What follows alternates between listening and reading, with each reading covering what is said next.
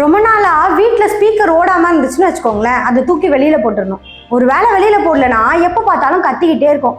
அதே மாதிரிதான் ஒரு லவுட் ஸ்பீக்கர் இன்ஸ்டாகிராம்ல கத்திக்கிட்டே இருக்கு. அதுக்கு நம்ம பதில் கொடுத்துடலாமா?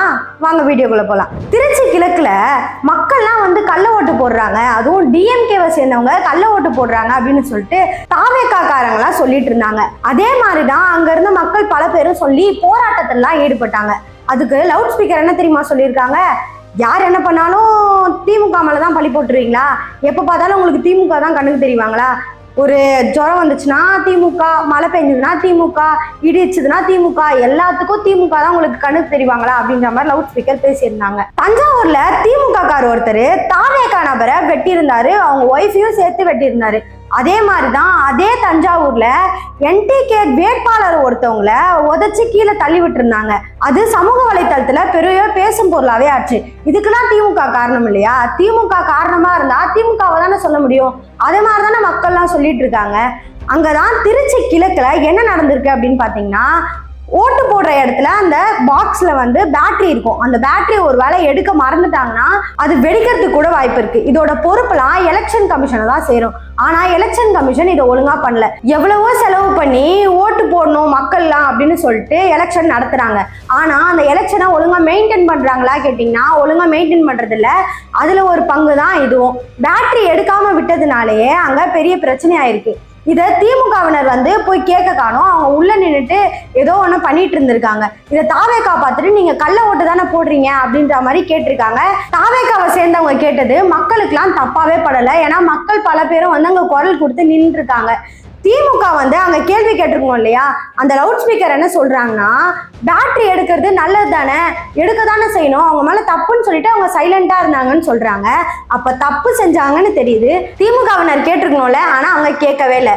தாவேக்காவை சேர்ந்தவங்க கேட்டவங்களுக்கும் சரியா பதில் கொடுக்கல. இதனாலதான் அங்க பெரும்பாலும் போராட்டமே நடந்துச்சு. இதை புரிஞ்சுக்காத லவுட் ஸ்பீக்கர் சும்மா வந்து அவங்க இன்ஸ்டாகிராம்ல கத்திக்கிட்டே இருக்காங்க. இதுக்கு வந்து தாவேக்காவில இருந்து பதில் சொல்லணும்னு எந்த அவசியமே இல்லை. ஏன்னா மக்கள் பல பேருக்கும் இது ஏன் நடந்துச்சு, எதுக்காக நடந்துச்சு, யார் மேல குற்றம்ன்றது கரெக்டாவே தெரியும். இதெல்லாம் ஒரு சைடு இருக்க, அவங்க இன்னொன்னும் பண்ணியிருக்காங்க. என்ன தெரியுமா சொல்லியிருக்காங்க?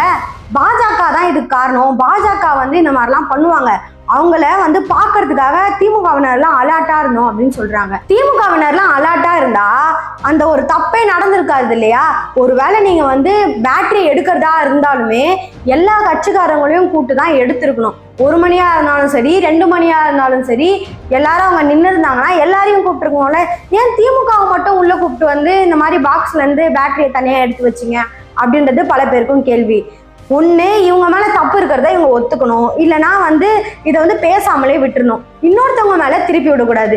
இதுல பாஜக சம்பந்தமே பண்ணல, ஆனா பாஜகவை இழுத்து விட்டாங்க இந்த லவுட் ஸ்பீக்கர். ஏன்னா அந்த இடத்துல திமுகவுக்கும் தாவேக்காவுக்கும் தான் பிரச்சனையே நடந்துச்சு. பாஜக காரங்க உள்ள வரவே இல்லை. ஏன் லவுட் ஸ்பீக்கர் தேவையில்லாம பாஜகவை இழுத்து பேசுறாங்கன்னே புரியல. மே மாசம் கூட ஆரம்பிக்கல, அதுக்குள்ள இம்பிட்டு வெயில் அடிக்குது. டிஎம்கே தான் காரணம். இவ்வளவு வெயில் அடிச்சு எனக்கு மட்டும் மூக்குல சளி விட்டுது, அதுக்கு டிஎம்கே தான் காரணம். எங்க அக்கா பையனுக்கு காலையில இருந்து பொடியனுக்கு ஒரே கேஸ் ட்ரபிள் ப்ராப்ளமா இருக்கு, அதுக்கும் டிஎம்கே தான் காரணம். ஏன்னா டிஎம்கே தான் மொச்சக்கொட்டையெல்லாம் விளை வைக்குது.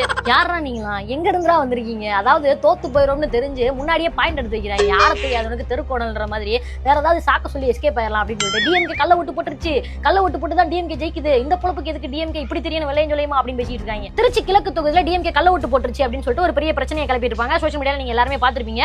அங்க வாக்குவாதம் பண்ணவங்க எல்லாமே 1 மணி வரைக்கும் உங்களுக்கு என்ன வேலை, 1 மணி வரைக்கும் உங்களுக்கு என்ன வேலை, 1 மணி ஆனாலும் 2 மணி ஆனாலும் பெட்டி மிஷின் அங்க இருந்து கிளம்புற வரைக்கும் அவங்க ஆளுங்க வெயிட் பண்ணி தான் ஆகணும். அதாவது அங்க என்ன நடந்துச்சுன்னா, அந்த இவிஎம் பேலட்டை வந்து எதுக்காக நீங்க ஓபன் பண்ணீங்க அப்படின்னு சொல்லிட்டு தான் தாவேக்காவினர் எல்லாருமே சேர்ந்து அங்க பிரச்சனை பண்ணாங்க. அதுக்கு அங்க இருந்து அதிகாரிகள் எல்லாருமே வாய் மூடிட்டு இருந்தாங்க. ஆக்சுவலா அவங்க பிரச்சனை பண்ணதெல்லாம் கரெக்ட் தான், அவங்க வாய் மூடிட்டு இருந்தது கூட அவங்க மேலதான் மிஸ்டேக், அதனால தான் அவங்க வாய் மூடிட்டு இருந்தாங்க. சோ இவங்க சைடுல அந்த தப்பு நடந்திருக்கிறதுனால தாவேக்காவினர் கேட்ட உடனே நாங்க இதுக்காக தான் பண்ணோம் அப்படின்றது வந்து ஓப்பனா டக்குன்னு சொல்ல முடியாம அப்படியே திருத்து முடிச்சுட்டு நின்றுருக்காங்க. உடனே நம்ம விர்ச்சுவல் வாரியர்ஸ்க்கு இதான்டா சாக் அப்படின்னு சொல்லிட்டு கள்ள ஓட்டு போடுறீங்களா, காசு வாங்கிட்டீங்களா, எவ்வளவு காசு வாங்கினீங்க அப்படின்னு சொல்லிட்டு வீடியோ எடுக்க ஸ்டார்ட் பண்ணிட்டாங்க. எலெக்ஷன் கமிஷன் ஒரு இண்டிபெண்டன்ட் பாடி தான், ஆனா அது கொஞ்சம் வருஷமாவே பிஜேபிக்கு சப்போர்ட்டா தான் செயல்பட்டு இருக்கு அப்படின்ற மாதிரியான சில அரசியல் புரசலான நியூஸ்லாம் வந்துட்டு தான் இருக்கு. அதனால இந்த தேர்தல் பிஜேபி ஏதாவது ஒரு தில்லுமுழு வேலை பாத்துரும் அப்படின்னு சொல்லிட்டு மத்த கட்சிக்காரங்களை விட டிஎம்கே காரங்க ரொம்ப சூதானமா இருப்பாங்க. முதல் நாள் ராத்திரி பெட்டி வந்து இறங்குறதுல இருந்து மறுநாள் ராத்திரி பெட்டி போற வரைக்கும் ரொம்ப கண்ணு கருத்துமா இருப்பாங்க. யாரும் கள்ள விட்டு போட்டக்கூடாது, பெட்டியில எதுவும் குளறுபடி நடந்துடக்கூடாது அப்படின்றதுனால பெட்டி அங்க இருந்து கிளம்புற வரைக்கும் 1:30 மணி ஆனாலும் 2:30 மணி ஆனாலும் உங்காம திங்காம கூட அந்த பூத் வாசலே கிடையாது கிடப்பாங்க. ஆனா அந்த டிவிகேஎன்ஸ் என்ன பண்றாங்க, மே 4ஆம் தேதிக்கு அப்புறம் நம்ம தோத்து போயிட்டோம்னா ஏதாவது ஒரு பாயிண்ட் வேணுமே, நீங்க இப்படிதான் ஜெயிச்சிங்கன்னு சொல்றதுக்காக அப்படின்னு சொல்லிட்டு இப்ப இருந்தே பாயிண்ட் எடுத்து கள்ள விட்டு போட்டாங்க சொல்றாங்க. ஓட்டு போடுறதுக்கு என்கிட்ட இருக்க ஓட்டர் ஐடி பத்தாவா, எதுக்காக ஓட்டர் ஸ்லிப் கேக்குறீங்க அப்படின்னு ஆதங்கமா பேசுறவங்களுக்கு அந்த இவிஎம் மிஷின்ல இருக்க பேட்டரி கழட்டிட்டு தான் அந்த மிஷின் அனுப்பி வைக்கணும், இல்லைன்னா பெரிய ஃபயர் ஆக்சிடென்ட் ஆயிரும் அப்படின்றது எப்படி தெரியும்? அதனால டியர் நண்பா நண்பி, தோத்து போயிட்டா அதை மனமா ஏத்துக்கணும். அதை விட்டுட்டு ஏதாவது பாயிண்ட் எடுத்து அழுக கூடாது. இதெல்லாம் ஒரு பக்கம் இருக்க,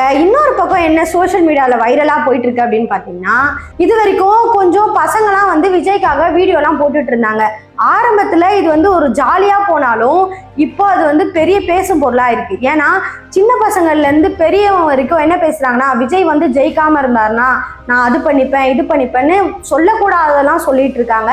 குழந்தைங்களுக்கு ஜாலியா சொல்லி கொடுக்கறதும் இல்ல வந்து வேற விதமா சொல்லி கொடுக்கறதும் பெற்றோர்களை தான் போய் சேரும். இதுதான் விளையாட்டு வினையாகும்னு சொல்லுவாங்க. இது இந்த வருஷத்துல கரெக்டாவே முடிஞ்சிருக்கு இந்த எலெக்ஷன் டைம்ல.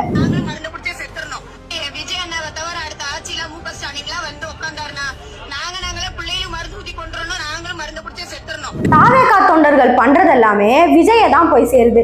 ஏன்னா மக்களுக்கு எல்லாருமே கோவம் வந்து விஜய் மேலதான் போகுது. தாவேகாவை சேர்ந்தவங்க என்ன பண்ணாலும் விஜயை தான் அது வந்து பேஸ் பண்ணி இருக்கிறதுனால விஜய் மேல எல்லாருமே கோவப்படுறாங்க.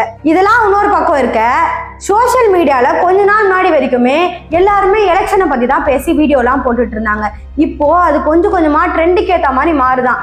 ஏன்னா எலெக்ஷனை பத்தி பேசுறதெல்லாம் விட்டு இப்போ எந்த குடும்பத்துல என்ன சண்டை நடக்குது, எங்க என்ன நடந்துட்டு இருக்கு, இந்த ஊர்ல இந்த பிரச்சனை இந்த ஊர்ல இந்த பிரச்சனைன்னு சொல்லி பேச ஆரம்பிச்சிட்டாங்க. மொத்தத்துல சோசியல் மீடியாவே ட்ரெண்டை நோக்கி தான் போயிட்டு இருக்கு அப்படின்றதுதான் பொதுவான கருத்தாவே இருக்கு. இதை பத்தி நீங்க என்ன நினைக்கிறீங்க அப்படின்றத மறக்காம கமெண்ட்ஸ்ல சொல்லிட்டு போங்க.